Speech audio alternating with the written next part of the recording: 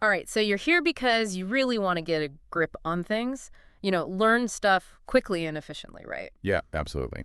Well, today we're diving into something that affects literally billions of people, hmm Islamic lunar observation. Huge topic. Yeah, this is the process that determines the Islamic calendar and like when big events like Ramadan and Eid al-Fitr happen. Right. We've got a fascinating article here that goes deep into like the principles behind it, the hiccups that pop up in different regions, and how these observations can vary, all across the world. Yeah, it can get pretty complicated. Our goal today is to like pull out the juiciest, most important bits from all this Absolutely, break it down. so you can walk away with a solid understanding of, how it all works. Exactly.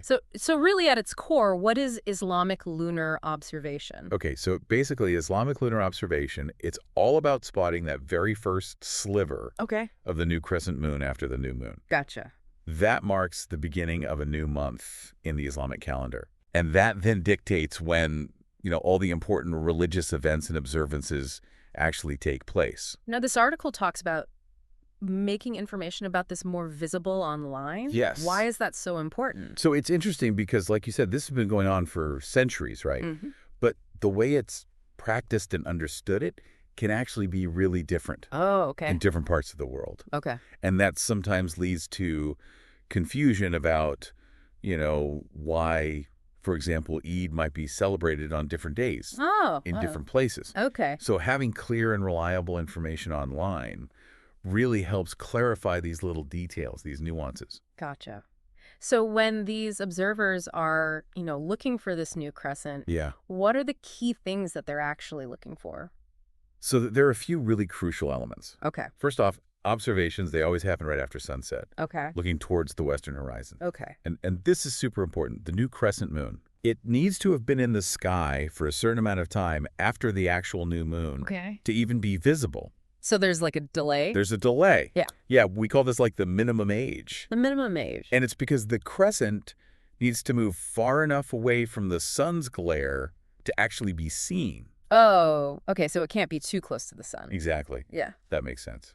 But what's really fascinating is that things like, atmospheric conditions where you are on Earth, all these things can change when and if you see that first little sliver. So it's not like a perfect science. No, not at all. There's some wiggle room. Absolutely. Okay, so because of these regional factors, the process isn't like uniform across the whole planet. Right, exactly. It varies a lot. Okay. The article gives the examples of Pakistan and Saudi Arabia. Okay. Their approaches that can be quite different. Oh, interesting. So in Pakistan, local committees, they often play a big role in reporting sightings. Okay. While Saudi Arabia, they lean more on a centralized authority. A centralized authority. Okay. And these different methodologies and criteria can lead to different outcomes. So even though they're both looking at the same moon, Right. they might have different conclusions. Exactly. Interesting. Yeah. And these different regional sightings, how do they then affect the Islamic calendar on a global scale? So these regional practices, right, as we've seen in Pakistan and Saudi Arabia, Yeah. they lead to these differences on a global scale. Gotcha. If one region spots the moon a day earlier than another, their Islamic calendar will naturally be a day ahead. Makes sense. And that's why you see variations in the start dates of Islamic months and festivals all over the world. Okay. Makes things interesting. Yeah, for sure. The article even mentions looking at the lunar crescent for Eid al-Fitr in 2025 specifically. Yes. Why is that moon sighting so important for that event? So Eid al-Fitr, that marks the end of Ramadan, the month of fasting, Right? and the start of the month of Shawwal, which is when Eid is celebrated. Mm-hmm. It's entirely dependent on seeing that new crescent moon. Ah, Okay. So one lunar observation basically determines when a major religious observance ends wow. and a huge celebration begins. Huge. Yeah. Now, the article also emphasizes the importance of how all this information is presented online, Yes. using clear headings, formatting, stuff like that. Absolutely. Why does that matter so much? Because simply having the information out there isn't enough, right? Right. It needs to be presented in a way that people can actually digest, Okay. easily understand. So using headings like Principles of Islamic Lunar Observation or Regional Differences. Okay, clear headings. Exactly. Concise language bullet points, even Right.